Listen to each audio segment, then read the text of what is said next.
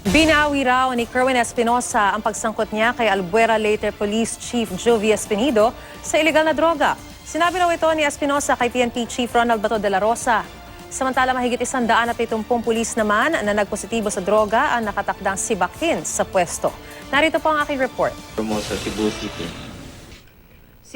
Sa affidavit ni Kerwin Espinosa, aabot sa 13 pulis ang pinangalanan niyang di umano'y protektor niya sa operasyon ng iligal na droga.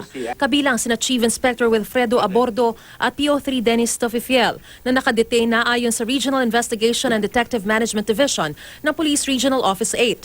8 iba pa ay nasa floating status at iniimbestigahan na ng Internal Affairs Service ng Region 8. Sina PO3 Alfredo Villamor na awol na ang status, iniimbestigahan na rin sa Region 8. Patuloy naman vinavalidate ang pagkakakilanlan ng 2 pang pulis na pinangalanan ni Kerwin, na sina PO3 Roberto Arafol at isang PO1 Parak na nasa drug list ng Albuera Police.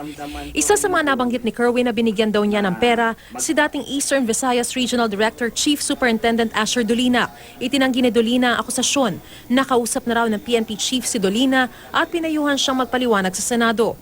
Hindi iniimbestigahan ng PNP si Dolina dahil dismissed ang status niya dahil sa rubber boat anomaly. Ayon kay General Bato, binabawi raw ni Kerwin ang pagsangkot niya kay Albuera Leyte Chief of Police Chief Inspector Jovie Espinido sa iligal na droga. Pero di pa malinaw kung alin sa mga binanggit ni Kerwin ukol kay Espinido ang binawi. Sabi niya, sa totoo lang sir, matino na pulis yan si Espinido. Nasabi ko lang yun na one time o 2 times tumanggap siya ng pera para daw doon sa panggastos ng simbahan nila. At last, nanaig ba yung konsensya ng tao? Hindi man ako natatakot, na madawit, kasi alam ko na yung trabaho ko talaga na dapat idawit talaga para masira yung credibility ko. Sa panayam ng DZBB, hindi ikinailan ni Espinido na may ilang pagkakataong nakatext niya si Kerwin. Pero sa lahat daw ng pagkakataon, pinadadalhan niya lang ito ng mga Bible verses. Kinukumbinsing tumigil na sa iligal na gawain o di kaya binabala ang may kalalagyan ito kapag hindi pa nagbago. Hindi raw totoo ang alegasyon ni Kerwin na siyang nagpakilala dito kay Ronnie Dayan. Tinawagan ako yung Kerwin na yan kasi nakonsensya. Tinuruan ko siya na mag-stop.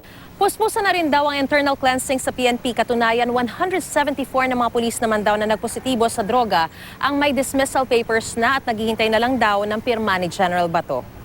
At huwag na kayo mag-attempt na magpapa-reinstate dahil haharangin ko yung reinstatement ninyo. Sige kayo balik-balik dito, serbisyo, sakit ng ulo lang binibigay nyo sa amin.